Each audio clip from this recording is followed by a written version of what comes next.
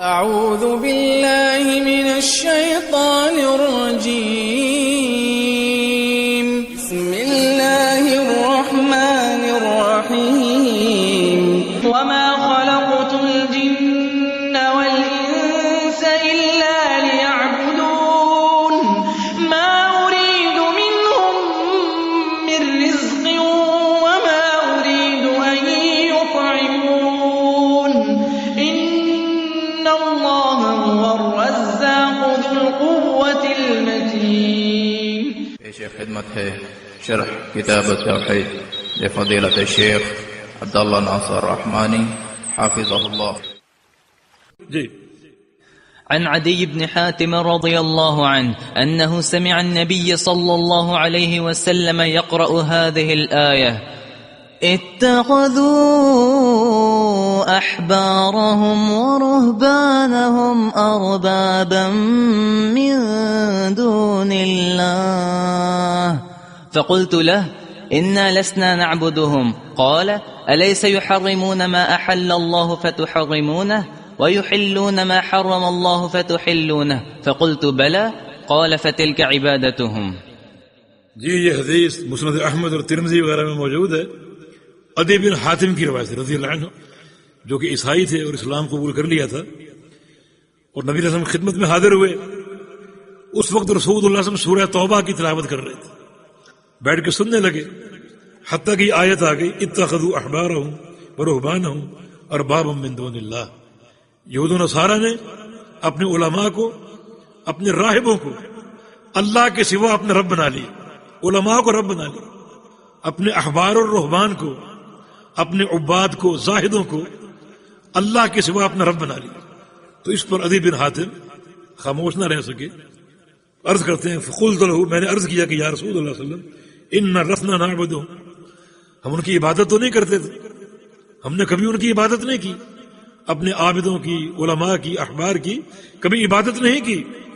پھر رب کیسے کہہ دیا قرآن نے؟ تو رسول اللہ صلی اللہ علیہ وسلم نے ارشاد فرمایا: الیس یحرمون ما احل اللہ فتحرمونہ. یہ بات نہیں تھی عدی کہ جو اللہ نے جس چیز کو حلال کہا ہے اسے علماء نے تمہارے حرام کہا اور تم نے اس کو حرام مان لیا؟ یہ بات تھی یا نہیں تھی؟ اللہ تعالیٰ کی حلال کردہ چیز کو تمہارے مولویوں نے حرام کہا، تم نے اس کو حرام مان لی. وَيُحِلُّونَ مَا حَرَّمَ اللَّهُ تُحِلُّونَهُ، اور اللہ تعالیٰ نے جس چیز کو حرام کہا تمہارے مولویوں نے اسے حلال کہا، تم نے اس کو حلال مان لی. اللہ تعالیٰ کی تحلیل کو اور اس کی تحریم کو چھوڑ دیا اور مولویوں کی تحلیل تحریم کو مان لی. اول بات تو یہ کہ مولویوں کو تحلیل کا اور تحریم کا اختیار کس نے دیا؟ مسند احمد میں حدیث ہے، صحابہ نے پیغمبر علیہ السلام سے کہا: یا رسول اللہ صلی اللہ علیہ وسلم، جب یہ لہسن اور پیاز اتنی بری چیز ہے کہ ان کو کچا کھا کر آنے والا مسجد میں داخل نہیں ہو سکتا، تو فحرم ہوا، ان کو حرام کر دیجئے. تو رسول اللہ صلی اللہ علیہ وسلم نے ارشاد فرمایا تھا: لیس لی تحریم ما حل اللہ، جس چیز کو اللہ نے حلال کہا ہے اسے حرام کہنے کا میرے پاس کوئی اختیار نہیں. یہ اختیار تو محمد رسول اللہ صلی اللہ علیہ وسلم کے پاس نہیں.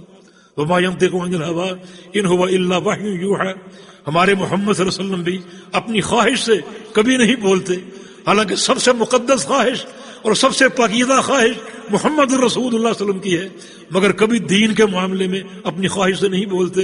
ان هو الا وحی یوحى، جب بھی کلام فرماتے ہیں وہ اللہ کی وحی ہوتی. تو مولویوں کے پاس کیا اختیار؟ مگر تم نے سوچے سمجھے بغیر ان کے حلال کو حلال مانا اور ان کے حرام کو حرام مانا. ایسا ہوا یا نہیں ہوا؟ کہا جی یہ تو ہوا، یہ بات تو ہوئی. فرمایا فتلک عبادتہم، یہی تو ان کی عبادت ہے. تم نے ان کے حلال و حرام کو مان کر ان کو رب بنا لیا، یہ ان کی عبادت ہے. عبادت بشکل عمل بھی ہوتی اور بشکل اطاعت بھی ہوتی. گویا تم نے ان کی عبادت کر ڈالی اور ان کو اپنا رب بنا لیا، یہی تو ان کی عبادت. تو شیخ الاسلام کا باب جو ہے کہ جو شخص اللہ تعالیٰ کے حلال کردہ امر کو چھوڑ کر علماء کی تحریم کو لے لے اور اللہ کی تحریم کو چھوڑ کر علماء کی تحلیل کو لے لے، اس نے ان علماء کو اپنا رب بنا لیا، ان کو پوجا ہے گویا اسے. یہ شرک ہے. تو اللہ اور اس کے رسول کے علاوہ کسی کی اطاعت کرنا اور اس کو حق اطاعت دے دینا بلکہ پورے دین کی عمارت اس کے سر پہ قائم کر دینا، یہ بھی شرک کی صورت ہے۔ ایک شرک عبادت میں ہوتا ہے، ایک شرک اطاعت میں ہوتا ہے۔ جس طرح عبادت اللہ کا حق ہے، اطاعت بھی اللہ کا حق ہے۔ جس طرح عبادت غیر اللہ کی روا نہیں ہے، اس طرح اطاعت بھی غیر اللہ کی روا نہیں ہے۔ اللہ پاک فہم کی استقامت عطا فرما دے، اور اللہ رب العزت ہمیں کتاب و سنت اور سچے عقیدے کے منہج پر قائم رکھے، عمل صالح کی توفیق عطا فرما دے۔